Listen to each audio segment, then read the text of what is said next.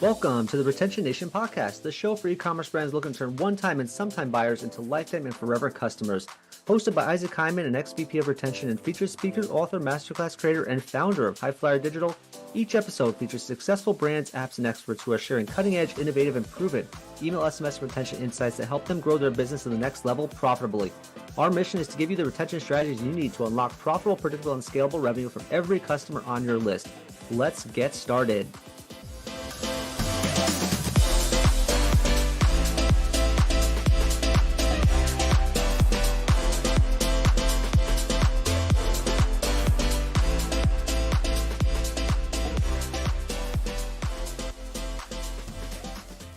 Hey, welcome back to another episode of the Retention Nation podcast. I'm your host, Isaac Hyman, and we're dedicating everything on this podcast to how to turn those one-time and sometime buyers you have on your list into lifetime buyers, lifelong loyalists for your brand, and thereby unlock the true revenue potential from every customer on your list.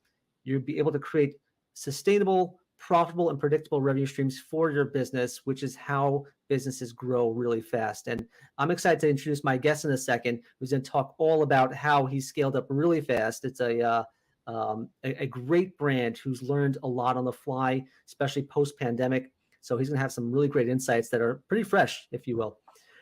As I always recommend, highly recommend not just listening to a podcast or watching it, but also reading about it. And I always recommend you get a copy of my free 330-page Ultimate E-commerce Email and SMS Playbook. It'll give you the secret strategies of the top brands that they use to turn those one-time buyers into lifetime buyers and shortcut it, right? No guesswork, just gives you the right tools and the right playbook you need. But as I always say, it's better to hear it from the experts and not just read about it, listen to it, or watch it. So I want to introduce one of the experts who's going to share their retention journey, share how they've scaled their brand, and from what I understand, doubled their business multiple times. And that's going to be our guest right here, who's Garth Watrous. He is with American Hat Makers, the founder. Well, really, his dad is the founder, I believe, and Yes. pass it off to you. You're a partner now, American Hat Makers. Let me just tee him up with a quick intro. He grew up in the hat making world, watching his dad, Gary, create this artisanal, one-of-a-kind hats. Graduated from San Diego State University, great basketball team from what I understand. Joined his dad in hats in 2005, coming up almost 20 years, I believe. Since then, you've got this, put his business acumen to work, and American Hat Makers has doubled its business twice. But you have one major overarching goal: to be the number one hat company in the world. So thank you for joining us on this podcast episode, Garth. Tell me, how are you doing with that goal to be the number one hat maker in the world, and how has the past 4 or 5 years helped you achieve that? Yeah, good. Wow, thanks for having me. Great questions. We come straight at it. Yeah. How do you achieve it? Like, are we? I think today, as I become better at business, I don't believe the biggest is the best. And I think, as a public company, not that we're public, but profit defines success, right? Distributions to shareholders define success. And so, learning what business is good business, learning that not all business is good business, especially in e-commerce, where it's very, very, I think, romantic and vanity to talk about top line. And I think that those days of Silicon Valley talking about 3, 4, 5, 10x top line as an e-commerce company is kind of dead. Or at least it's dead for a while. Maybe there'll be a bunch of private equity money that comes back again. And we never really fell into that trap. I think that we romanticized it at a point post-COVID to talk about top line. But I think today, I don't know how to really compare if we're the best, but I think at the end of the day, we're doing some really good stuff. And I think we've kept our head down consistently just to achieve better. I think your customers kind of give you the feedback if you're willing to listen, which is where we're going with retention. Nice lead in there. That are they coming back? I mean, what is your repeat customer rate, and how are you capturing that? What does that look like? And that's not really it's not a simple equation. Like, you're going to have to do a lot of things well to get them to come back. And I think price is quite a bit down the list, but obviously discounts always help. But anyways, yeah, we're doing great. We've been around 50 years. So I laugh because we're just a 50-year overnight success. I've been blessed that my father has started something great, and I've been able to capitalize and ultimately maximize that history and heritage inside our brand and the company as a whole. And COVID changed the trajectory. We can get into retention here in a second, but COVID changed most of us that were online. Thank God we were online on some level pre-COVID, so we didn't have to start from scratch. But we really maximized and leveraged e-commerce during a time that was somewhat sketchy and somewhat unknown. I learned internet marketing during COVID. We had always sold online, but really had done very little to no marketing over the last 4 decades. And got punished, I think, like most, where it was hard to return any sort of profit online.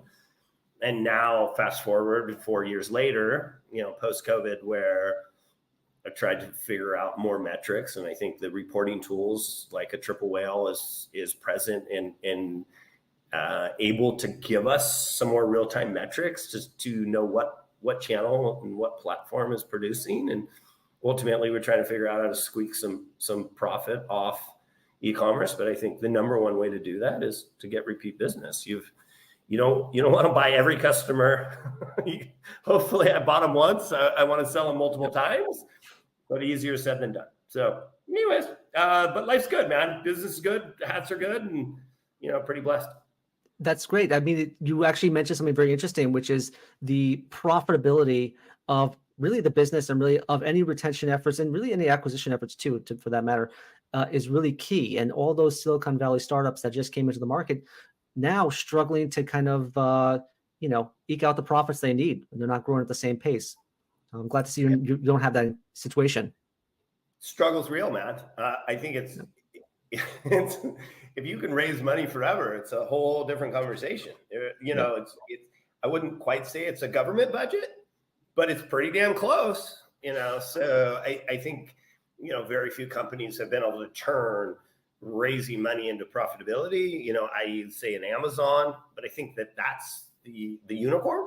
I don't think that's normality, and I think that especially early on, if you're raising money, I think it gives you a false sense of reality on like what you can spend for a customer.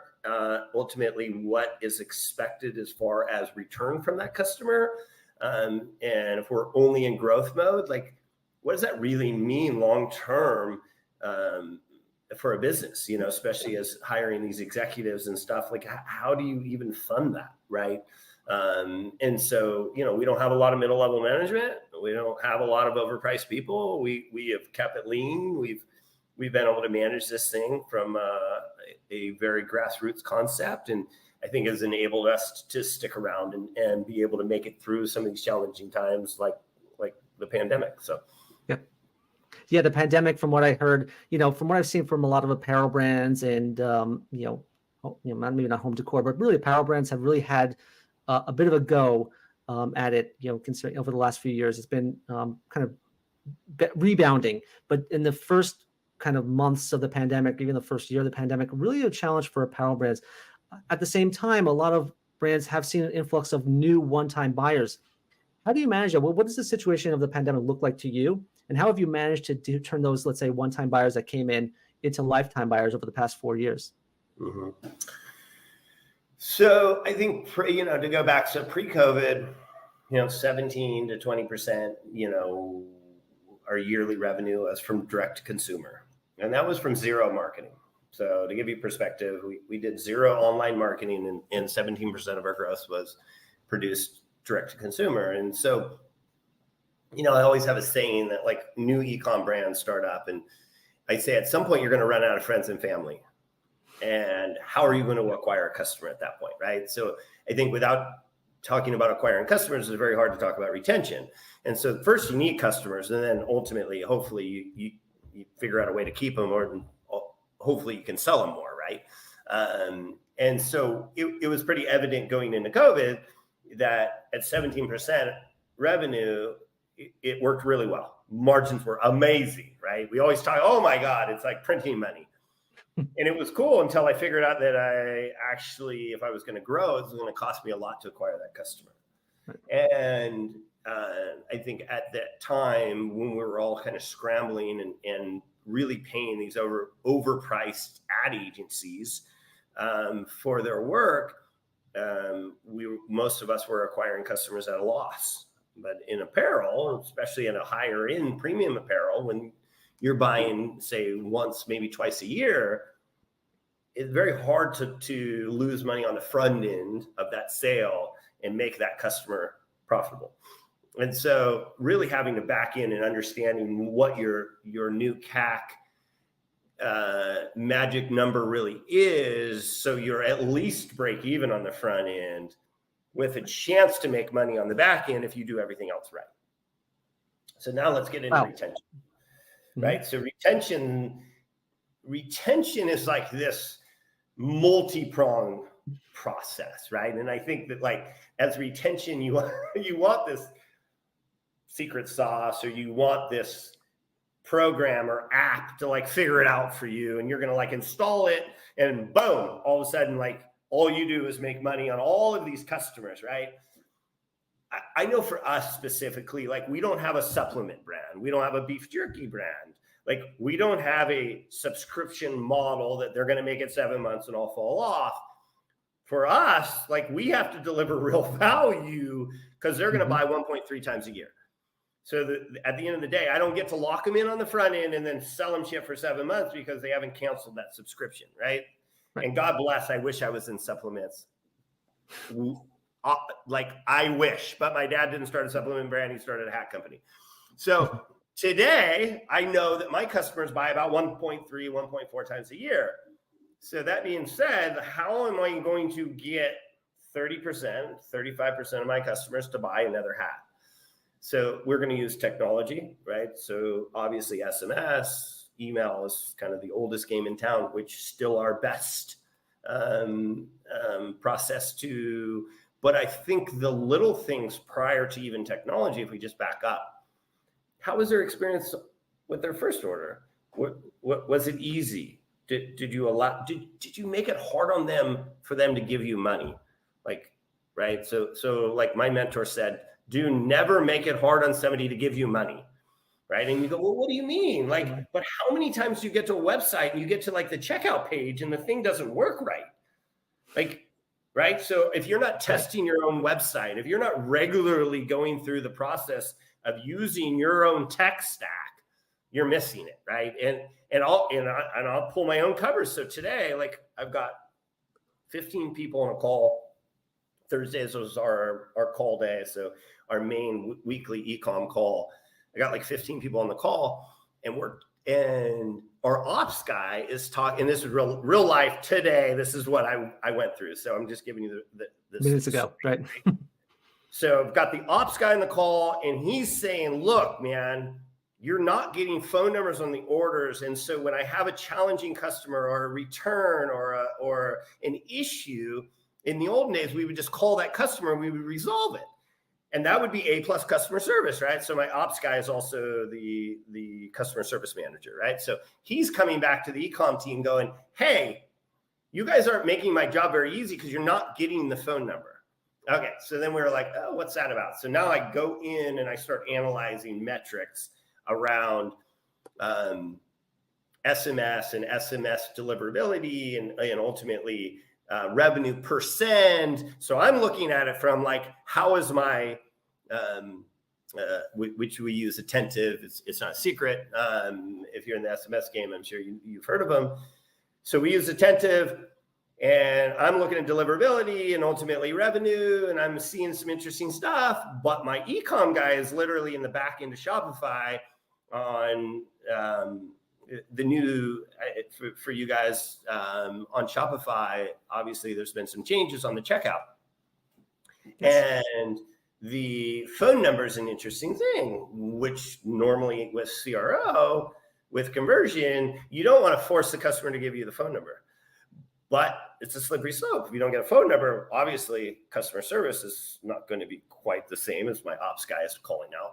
But also, can I send them a text about not only their order updates in their order process, but now I can't market them for retention, right? I can't get them to get a second order, or it's not quite as easy, because obviously the best performing channel I have is attentive. And so we went through this exercise of like, what does this look like? And Shopify with the new sensibility, if I'm pronouncing that right, the checkouts is not quite as editable, let's call it. So we're going through this process of like, well, how do we not hurt CRO on the front end? How do we make sure we get this really key piece of information? Because we can say it's easy to retarget somebody, but without that piece of information, it's very hard to do. And so using the team, using collaboration, which is a big part of what I prefer as a leader, but really kind of demand of my team, is trying to have everybody have a chance to have a voice, but also collaborate together on some of these more, that's the biggest call of the week, but today it really, really worked well. And so we've moved some stuff around. We've changed some descriptions of the title of the bubble itself. So we're playing with that to see if we can increase our capture rate on the phone number itself. So that's like making going back to making the customer's experience great, but also trying to get the key pieces of information, i.e. an email and a phone number. Obviously the address they have to give you, because they're not going to get the product if they don't, right? And so those simple little things, as our tech stack grows and changes, evolves over time, right? Are we paying attention, right, and getting the key pieces of information that we need? And so anyways, I don't have the perfect sauce. I know that we're always challenged with CRO on the front and retention on the back, and those departments don't always see eye to eye, trying to blend those two, and ultimately, and then challenged by the tech. Sometimes the tech's easy and it cooperates. Sometimes it does not. But anyways, that's like real life. That's what we're going through today.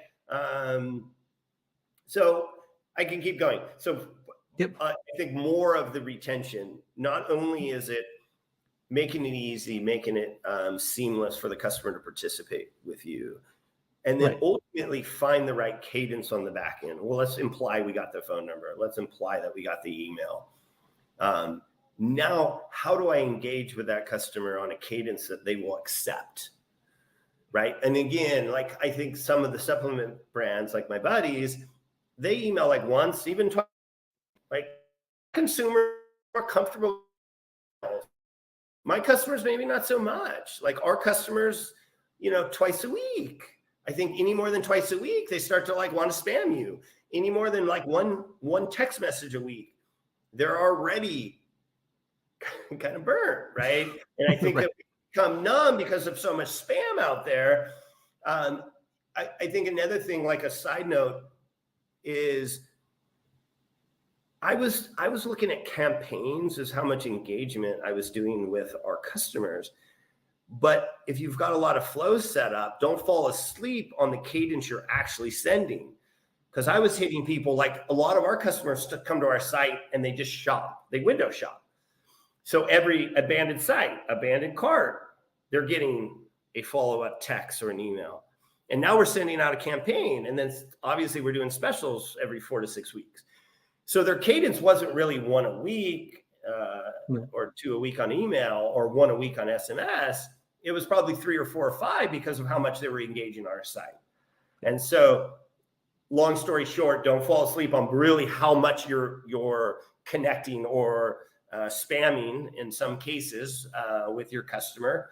But I'm also kind of from a new school standpoint that if somebody spams you or blocks you, unsubscribes, I don't know that that's bad. I look at it in a fairness, like if that customer clearly didn't really want to get your messaging anyways, and so let them go. Don't try to hang on to the ones that don't want to hear it. Push more into the ones that do. But of course, there's always, I think, there is a right amount for every brand's a little different. Our consumer, I think, is a little bit older by nature. And I think that you got to be careful that you don't hit them too hard too often. No, that's a great point. And you said it really well. It was great. There's lots to unpack there. One thing that I zeroed in on was you're doing it really in the right way because you're solving the customer journey and then fitting your retention around that too. Because like you said, it's not just about someone, a lot of brands think, oh, let's send a cart abandonment email for people that are abandoning their cart. They're not thinking about, hey, let's solve our abandoned issue in the first place because that's affecting the customer journey, which is super important. And so you're solving the customer journey. And then also, like you said, it looks like you also are focused on building. Harder. I'll be honest, that one's harder. Right. Yep. The CRO is way harder than deciding how many emails to send, right? Correct. Okay. Yeah. And they, like you said, automation's running, campaigns running, SMS running, so many different touch points. How do we make sure it's as seamless as possible without annoying them? And how do we build a better relationship with the person behind the inbox, behind the phone number, which is really super important. And that actually ties into my next question, which is I listened to your, I think it was the Millionaires to Billionaires talk show. Really informative, really cool hearing that. And I saw that you had some personal journeys, some really major highs, some challenges as well.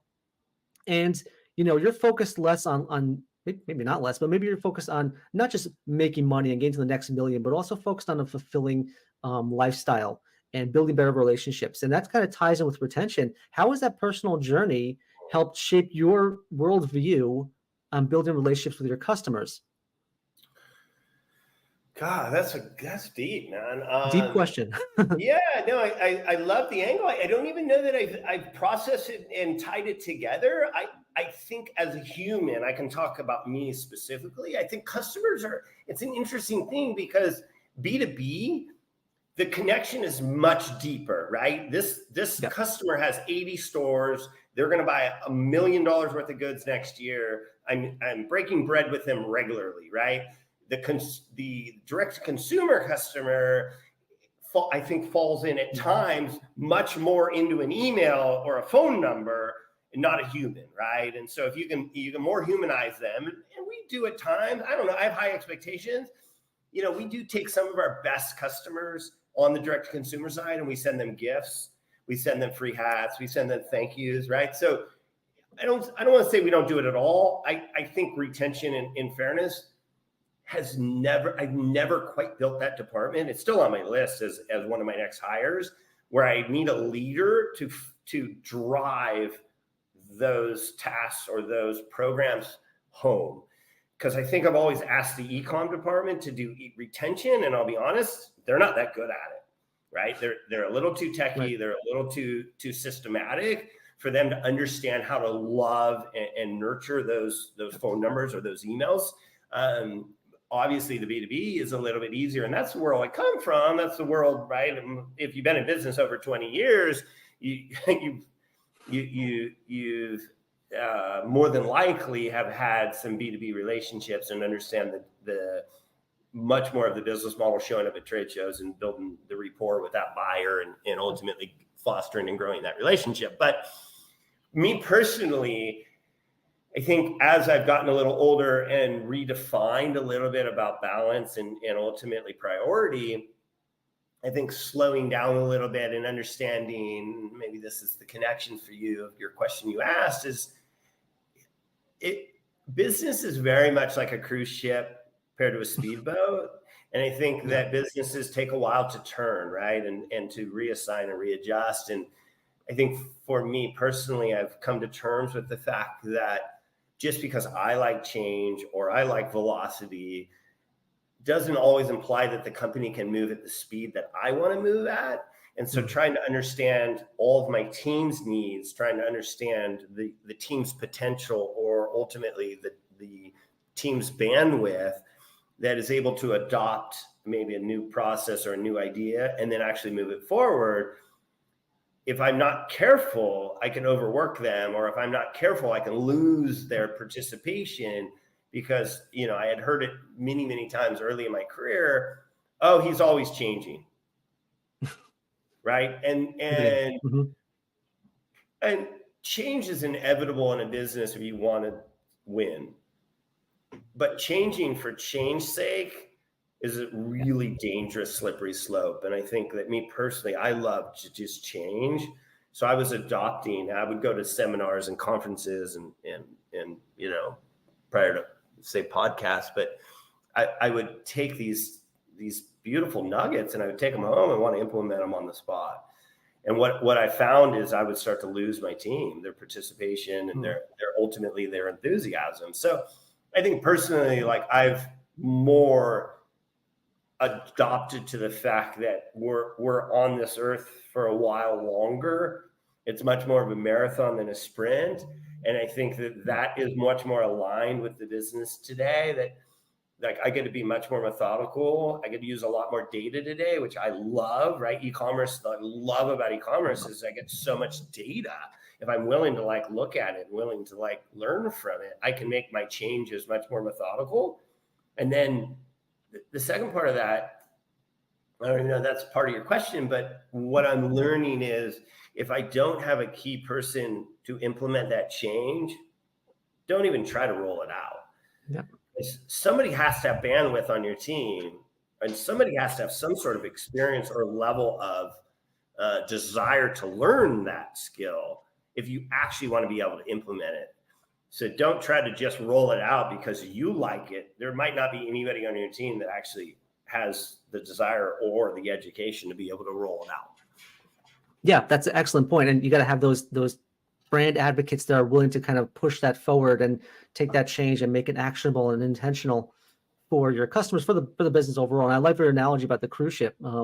Yeah, a lot of people kind of try to change right away and move at the speed of light. It may not work that well. And sometimes you have pandemics that interrupt that journey. But it's actually interesting you mentioned that one here. Is that going back to your original tagline or goal, or again, maybe it may not be super measurable yet, but you want to be the number one hat maker in the world. And you're already, I think, the number one cut and sew hat maker, if I'm not mistaken. Yes. So how do you get your customers involved in that mission, if at all? And in this case, also, how do you get your employees involved in that mission to help you get to that goal? For me, it goes back to excellence. Like I think accepting mediocrity, you become average. And I think that and how do you do that with class and dignity and respect and ultimately hold people accountable to a certain level? I think, you know, I see other brands do it. I think that like living properly, I think like, you know, I don't drink and smoke and, you know, I try to tell the truth. I do what I say, right? I'm the guy, I'm the same guy I say I am. I behave the same way during work, outside of work. And I think as a leader, I think team in general can see through the bullshit, right? I didn't hire dumb people, right? I don't have dumb people on the team. They don't make it. So to think that somehow I can behave inappropriately, but have them with some sort of expectation that they all have to perform at their best, I think is non-congruent. So I think it starts with leadership and demonstrating being a good human. And I talk about this a lot, that like, if you hire flawed humans, and let me say this a different way, because I think we're all flawed by nature. Humans are flawed, right? Yeah. But if you hire unethical people or you hire poorly, let's just say, you're going to end up with a mediocre company. Like you can't start with average and then somehow expect brilliance. And so like my first job, and I don't even remember exactly the question, but my number one job today is recruiter. And so like it becomes the most important part. And so circling back now I'm remembering your question about what does it look like to be the best? And I think if the goal is anything but to be the best, you'll never achieve to be the best. And the coolest part about being the best is like, it's not really measurable. And so I'm striving to be the best, right? Right. And so the goal is always to become better.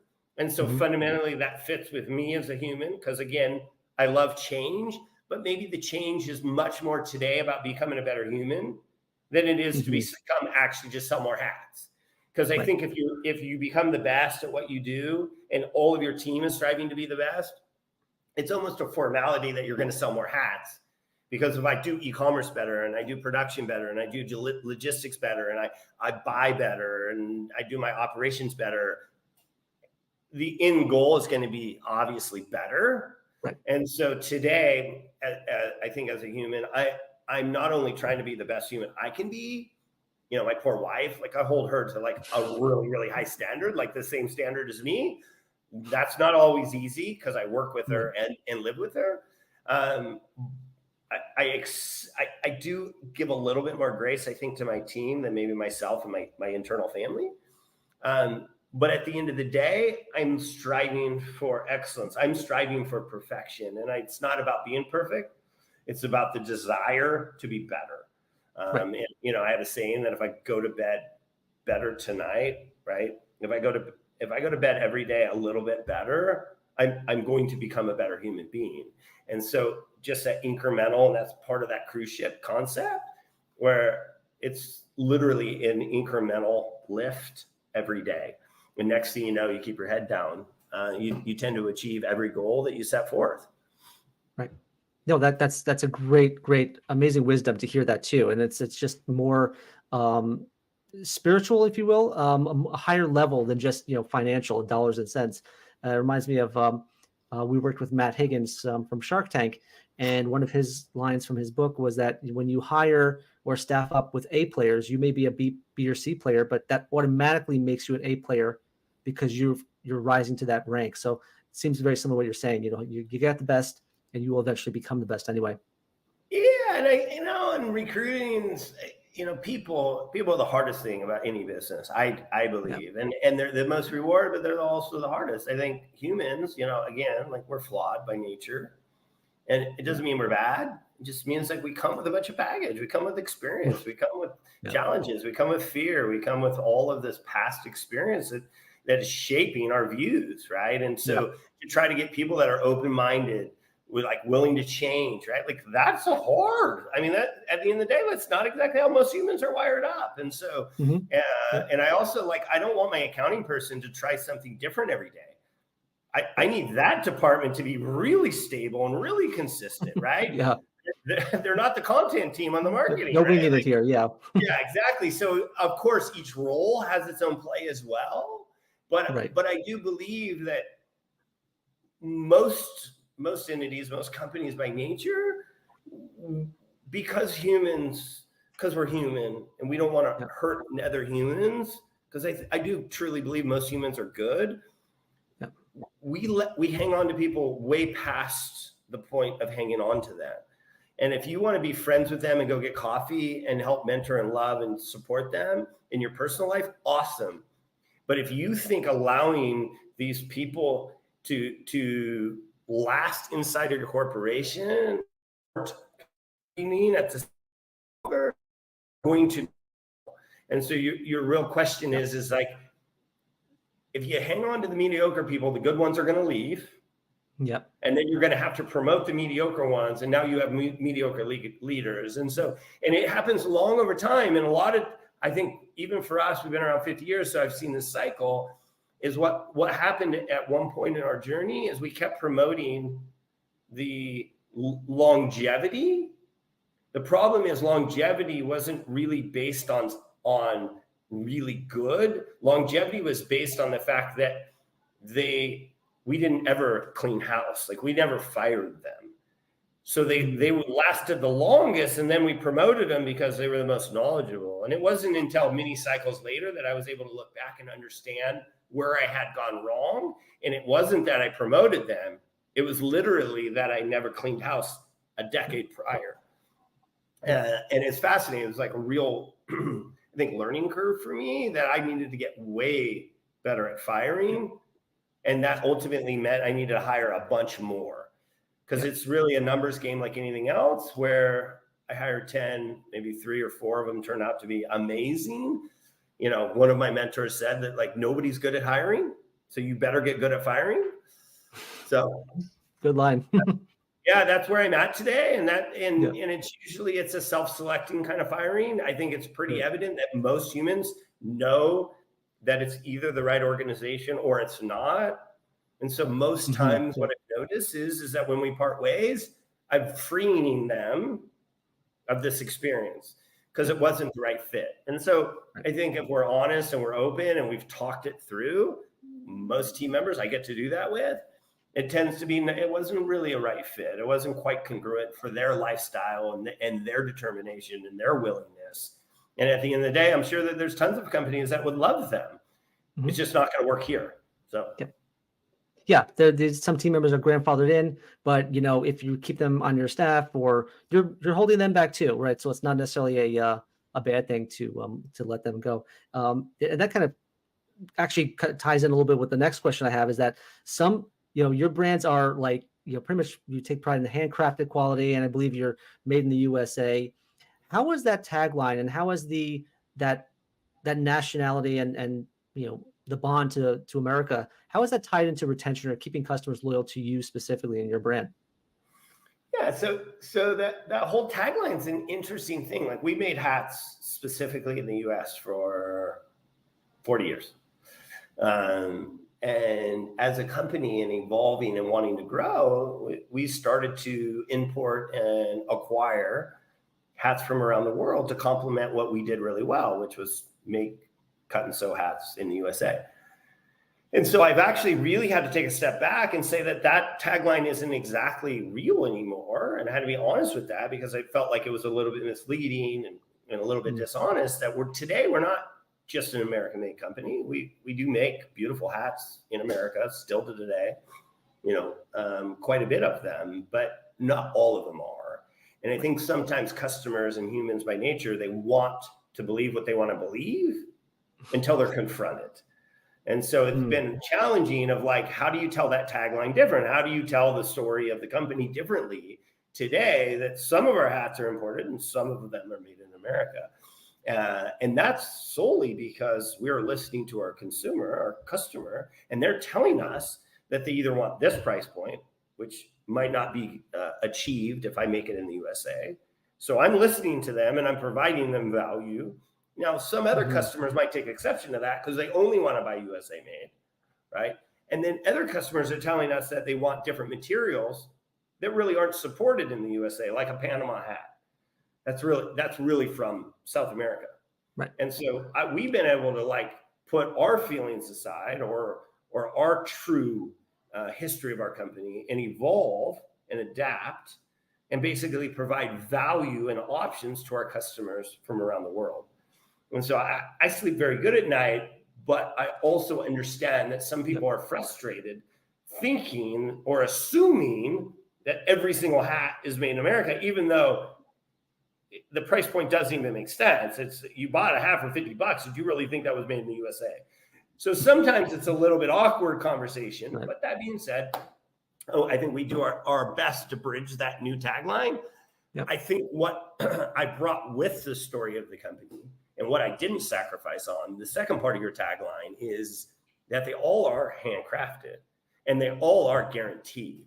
And the cool part is that I made a strategic decision that I didn't give up what we stood for, even though 100% isn't made in America. All the other attributes and characteristics of our company has stayed in place. And so I just really prided myself in anything I'm going to sell, regardless of what country of origin it came from, I'm still going to offer the same value. And I'm going to guarantee it. You're going to be able to return it. At the end of the day, I expect your experience. We always talk about the return is really about happiness. And if you're not happy with the product, I don't really care. I don't really care why you're not happy. I care that you're unhappy. But if you don't want that hat, I surely don't want that hat sitting on your shelf if you're unhappy. And so let me make it right. And if that's giving your money back, or if that's giving you a different hat or a different size or a different color, like, let me do that. Because the last thing I want is you to tell your friends that experience wasn't that good. And so we have 100% no reason, no justification. Like if you're unhappy, let me make it right. And whatever that is for you, because every customer is a little different, we really have an open door policy for you to come to us and just make it right. And I think circle back to your retention conversation. I think it's very easy, or it's much easier to have better retention if you make it right. And I'll just tell you that most customers, or most supplier, vendor, brands today, the bottom line is becoming more and more important. So they're making sacrifices on making it right. And we're seeing it, time and time again, even on Amazon. Like we used to think Amazon was this 100% return policy. I don't know about you, but how many times have you gone to Amazon lately and you try to return something because it sucked? And it says no returns. And you're like, what? Right? But it's deep into the fine print. And so even Amazon has made a decision to not allow you to return things. And I think that we're really holding true. Even our return page, you can buy hats at 60, 70, 80% off. And you can return it because you didn't get what you wanted. You didn't get what you liked. You didn't get what you expected. And so I think that's where retention really starts. Were we nice to you? Did we deliver a good experience? And ultimately, did we make it right no matter what? If you didn't get what you expected, why should you have to keep it, or why should you have to pay for it? Because I don't really know what's in your brain, and I don't know what you were expecting. But the truth is, what I could do well is just make it right. And that's what I preach it. I teach it to our team, even, and it's usually our team. I'll tell you, I've rarely had an employee come in and go, oh my God, that's so cool. Most of them are trying to protect the brand and they don't want to return it. And they'll tell me why the consumer wasn't right. And I'm like, that's not the point. The point is the consumer's unhappy. Yep. Yeah, I'm not trying to debate with the consumer why he's unhappy. I'm trying to deliver excellence, which makes him happy. And I think that you'll really see, if you look at our reviews, look at people's experience, like we're winning at that. And you don't win everyone. There's still pissed off people, and that's okay too. But for the most part, our phone number's dead center, website top, like call us. Like we're not hiding, right? We're not right. You're not faceless. Phone number. Like we're real people doing real things. And if you've got problems, please let us make it right. Yeah. That's huge. And it's actually, there's an old saying, as we all know, the customer is always right. Now, generally that's pivoted to more the customer is always, and customer centrism is you got to make sure the journey is great. But it seems like you're also just making it right, and you're making it kind of real and helping them achieve the outcome they wanted when they first bought the hat. Right. Yeah. And it's funny because, I don't subscribe to like the customer's always right, but I do subscribe to the model, make it right. And I don't, that's why I don't really care.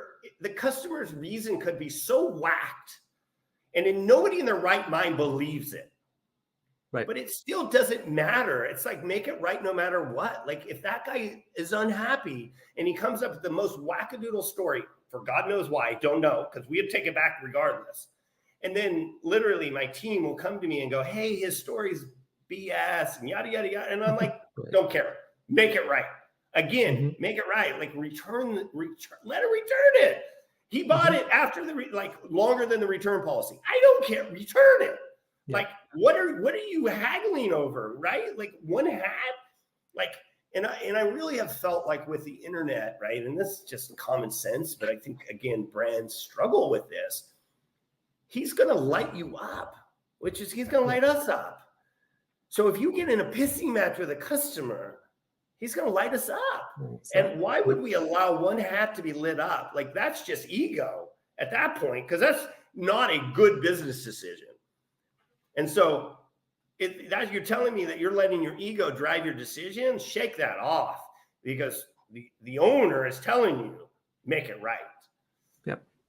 No, excellent point. It goes beyond just that one product. It seems like it's very much like the old school way of doing business, which is kind of maybe a testament to your father who built this up a little bit more, but also you're navigating that to the e-commerce world, just make it right, make it real.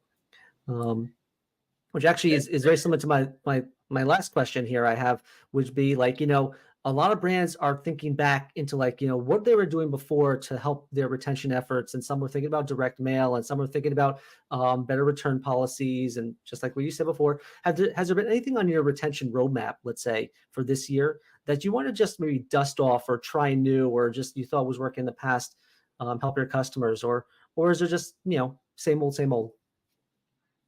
Well, one, I want a retention person. I want somebody that cares. And I don't I'm not Yeah. talking about C-level. I don't need a retention director. By the way, directors and C-levels, I don't know exactly where we're going to go with that in long term. That's probably a whole other podcast. I need doers. I need somebody to bring ideas and roll up their sleeves and figure it out, and then write a process, and then have a team member help them execute. Yeah. Right? The ideas, we can listen to a podcast for an idea. I need somebody that wants to do the work, that really is passionate and loves the process. But I think the number one thing that if you ask me one thing, I think it's back to the roots. Call people up. Ask them how they're doing. Ask them how we're doing as a brand. I think first and foremost. And then two, making a little bit of effort to send them a thank you. And nobody does this. I'll share my secret, because 1 out of 100 of all your listeners probably do this. But I'll give you a nugget that has worked amazing. My wife's telling me I'm late to pick up my son. Hey, honey, can you grab him and then we'll go to swimming? Yeah, I love you, sweetie. Thank you. You're the best wife in the world. Just come back and grab me and we'll go to swimming together. That the one that I use, and I use on my team, and I'll tell you that I've never been able to be consistent. So I've struggled at it, even though I fundamentally believe it, is take your top 10, 15%, because again, 80-20, which is, we call it the 80-20 rule, but it's usually 90-10 or 95-5, that the majority of your money is coming from a very select individuals. Yep. Now, I'll give you the background. B2B customers, we send them a Christmas gift every year, right? We take the top 100, 200, 300, and we send them shit, right? Chocolate and coffee and, whatever it is, right? Every year we're picking something cool and new and exciting, but why would you not do that with your consumers, right? Your direct to consumers. And so sending them a gift is one thing. Okay. So awesome. Send them some chocolate. Awesome. Right. But why not go a little bit farther? Right. So in this day and age, everything's public. So take their name, go look in Facebook and look at their hobbies. Usually sports are where I start, because it's the most obvious one. And so if somebody's wearing a KC jersey or a KC hat, what about sending them a Mahomes jersey? Right? It's a couple $100, right? And I'll even take it a step further. I love to do this with my partners in e-commerce. Okay. So this is really relevant for this podcast. So I have this beautiful, amazing e-com partner, and he handles all our email. And I find out that he likes dragons. I'm like, interesting. Go on, and I best dragon figurine, and it comes from the UK, and it's $250. Again, a lot, but nothing when you consider that you give them thousands and thousands and thousands of dollars every month to do this task. So $250 isn't even a 10% tip for your monthly service. But in a restaurant, we're willing to give 20, and God forbid, these guys suck. They can't even get you water. Right. But you're giving them 20%, right? So I buy this beautiful figurine, and I get this really complex hot sauce kit. I don't know. It's 10 different hot sauces, right? And obviously he's a friend for life and my buddy, right? So one gesture, one opportunity, but it's not yes, you can send chocolate, but I caution you, the value of sending chocolate is a scale maybe a 3 on a 1 to 10. It's better than doing nothing. Yep. But if you really want to do something and make it an 8, 9, or even a 10, find out what they're into, what their hobbies are, and then even send it to them at work and watch everybody else like love them and go, oh my God, that is ridiculous. I've never gotten that, or I've never had that. Where now they're getting like confirmation about how beautiful the present is, even more than the present itself. Because what do we love as a human? We all want to be loved. And so if you can send them a gift in an environment that they can be loved and love the gift simultaneously, you get a double bang for your buck. So anyways, that's what I'm always working on. That's what I'm always trying to roll out. I think I'll be honest, I fail all the time and I'm always picking it back up.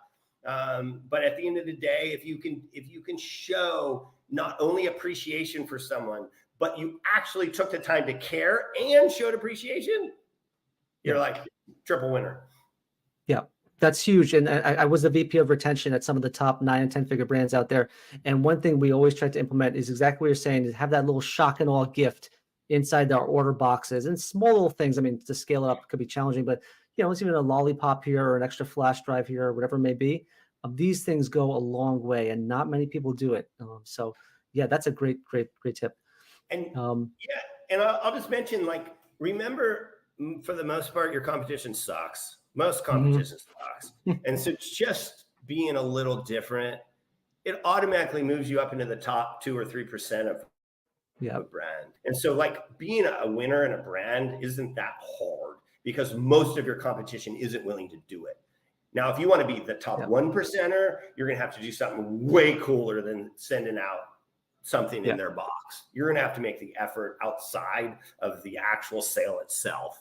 And that means you're going to literally need something to show up on their doorstep that they didn't order, they don't know that's coming, and at the end of the day, it ain't the product that you're selling in the first place. So me sending out a free hat isn't that cool. It's cool, but it ain't 1% cool. Good point. That's really good way to level it up to the next level. So I know you've given us a lot more time than needed, but thank you so much for that. Any next steps they can use, our listeners can use to kind of get to know American Hat Makers a little bit more? Any place they should go? Back to your website, or? Yeah, so our website's amazing. We've got 400 or 500 different hats.